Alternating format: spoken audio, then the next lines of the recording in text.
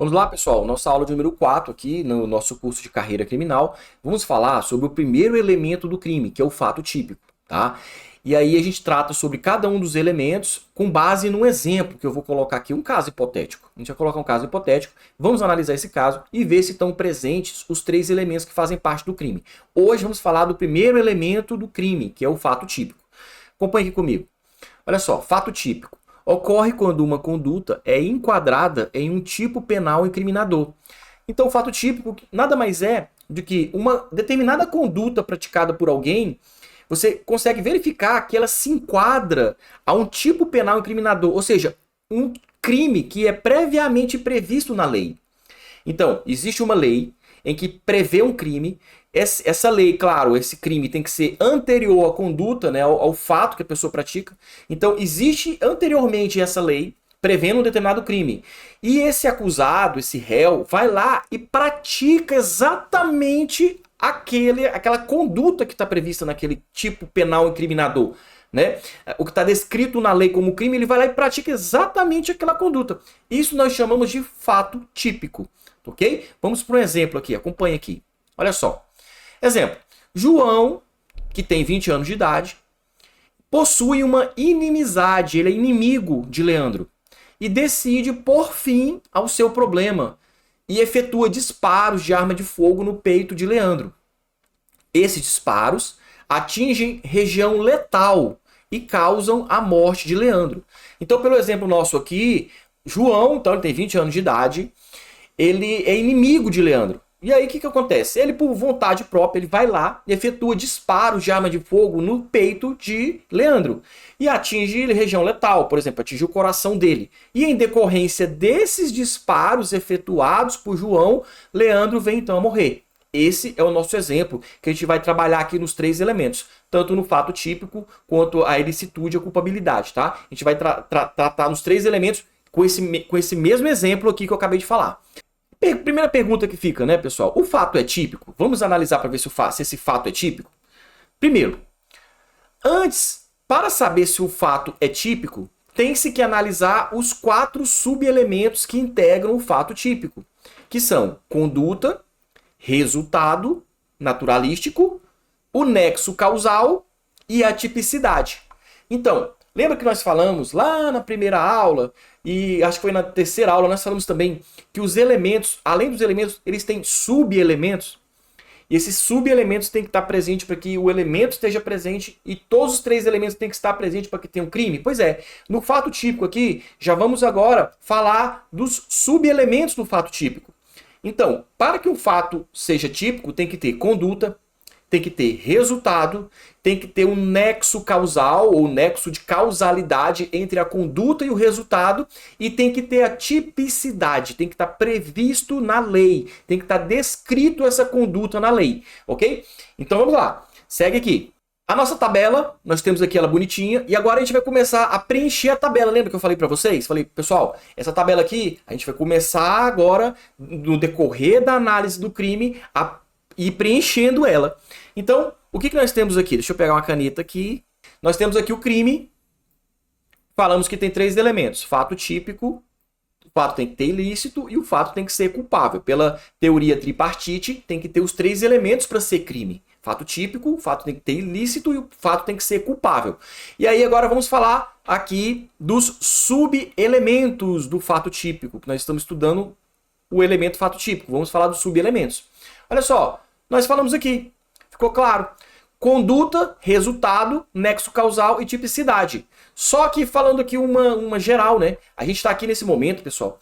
Eu não vou ainda adentrar a cada especificidade desses subelementos, não. A gente ainda vai falar isso assim de maneira bem clara, bem analítica, né? Nós vamos falar sobre a conduta, as várias espécies de conduta. Nós vamos falar sobre o resultado, o nexo causalidade, a tipicidade. Nós vamos falar sobre cada um deles assim de maneira bem mais específica. Hoje nós estamos falando aqui no começo do nosso curso uma maneira genérica, tá? Então, o fato típico, para que o fato seja típico, tem que haver conduta, tem que haver um resultado. Tem que haver um nexo causal, ou seja, esse resultado tem que tem que ter relação com essa conduta, e nós temos que ter a tipicidade, ou seja, tem que ter uma previsibilidade dessa conduta, desse resultado, desse nexo causal na lei. É o encaixe total dessa conduta, desse resultado, isso tem que estar previsto na lei previamente. Isso é a tipicidade, tá? Então, tem que ter conduta, resultado, nexo causal e tipicidade. São subelementos do elemento maior, que é o fato típico. E aí, professor, com referência à conduta de João lá. Tá, analisando a conduta exemplificada lá de João, observa-se a existência dos quatro? Sim, temos os quatro. Quer ver? Observa. Primeiro, existe uma conduta de João para com Leandro? Tem uma conduta dolosa e comissiva, ou seja, ele queria matar Leandro porque era inimigo, e é uma conduta comissiva, ou seja, ele agiu. É uma conduta que foi ativa. Então tem conduta, que é o primeiro subelemento do fato típico? Tem. E o segundo subelemento? Um resultado naturalístico gerado por essa conduta, que no caso foi a morte de Leandro. Existiu o resultado naturalístico? Morreu? Morreu. Né? Então perceba que tem o resultado naturalístico, que foi a morte de Leandro, que a gente prova através de certidão de óbito, de exame de corpo de delito, de várias outras formas que você consegue provar que houve o resultado naturalístico, que foi a morte. Então, teve conduta? Teve conduta. Teve resultado? Teve resultado. Tem conduta e tem resultado. Vamos para mais um subelemento do fato típico. A existência de um nexo causal entre a conduta de João e o resultado naturalístico. Ou seja, nexo causal, a gente está falando assim, a morte decorreu da conduta de João. Ou seja, Leandro morreu, a morte, que é o resultado, ela tem um nexo, ela tem uma ligação com a conduta de João.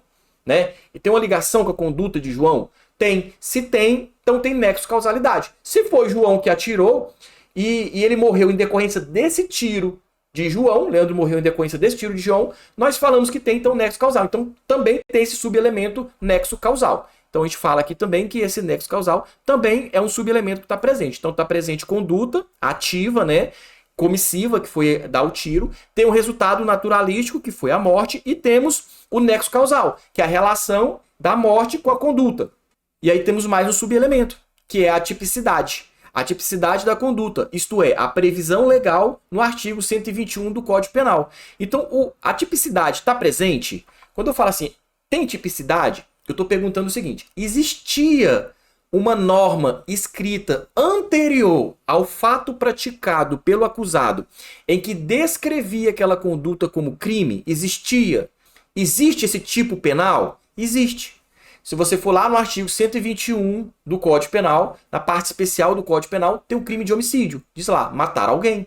Então, essa norma previamente existia quando João efetuou o tiro lá em Leandro. Então, se ela existia previamente, existe tipicidade? Existe tipicidade, sim. Porque a conduta dele, ele teve uma conduta, gerou um resultado, ou um nexo, existe um nexo causalidade, né? E tudo isso está previsto aonde? Está previsto lá no tipo penal incriminador, que é o artigo 121 do Código Penal na sua parte especial. É o primeiro crime que nós temos lá, o artigo 121, ok? Então, existe tipicidade. Então, voltando aqui, ó, temos conduta, temos resultado naturalístico, nexo causal e tipicidade. Se eu tenho os quatro subelementos, eu posso falar que existe o elemento? Tá? Então, olha lá. Conclusão. A conduta de João é um fato típico? Sim. Né? Podemos agora falar que a conduta de João ele é um fato típico. Por que ele é um fato típico? Ora, ele é um fato típico porque estão presentes os subelementos do fato típico. Então, é um fato típico, tá? Se você pegar aqui, ó, voltando aqui, ó, ele é um fato típico porque estão presentes esses quatro subelementos. Tem conduta, tem resultado, tem nexo causal e tem tipicidade. Portanto, o fato é típico? Sim, esse exemplo que nós demos, o fato é típico. E sendo um fato típico, podemos já concluir que se trata de um crime? Ou seja, agora eu posso falar assim, bom, se o fato é típico, ele é crime. Posso dizer que em sendo fato típico, ele é crime? Não, tá? Não posso dizer. Ainda não. Para essa conduta se configurar como crime, é preciso passar para a análise dos dois próximos elementos do crime, a ilicitude e a culpabilidade. Nós falamos aqui, né? O crime, ele tem que ter necessariamente os três elementos. Então, só por eu falar que tem o fato típico, eu já posso dizer que é crime? Ainda não.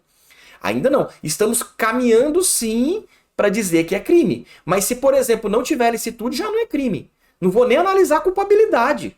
tá? Se tiver fato típico, tem ilicitude, mas não tem culpabilidade, também não tem crime. Porque nós falamos que tem que ter os três de maneira cumulativa. Não é alternativa, né? Não é uma maneira de ter um elemento ou outro. Não, é e. Tem que ter o e. Tem que somar, tem que ter os três elementos. Tem que ter o fato típico, a ilicitude e culpabilidade. Então, se eu falo que o fato é típico, já posso falar que é crime? Ainda não. É preciso que eu analise os outros dois elementos para saber, sim, de acordo com a teoria tripartite, o crime tem que ter os três elementos. Então, eu preciso analisar ainda a ilicitude e a culpabilidade, que serão analisadas nas próximas aulas agora que a gente vai trabalhar, ok?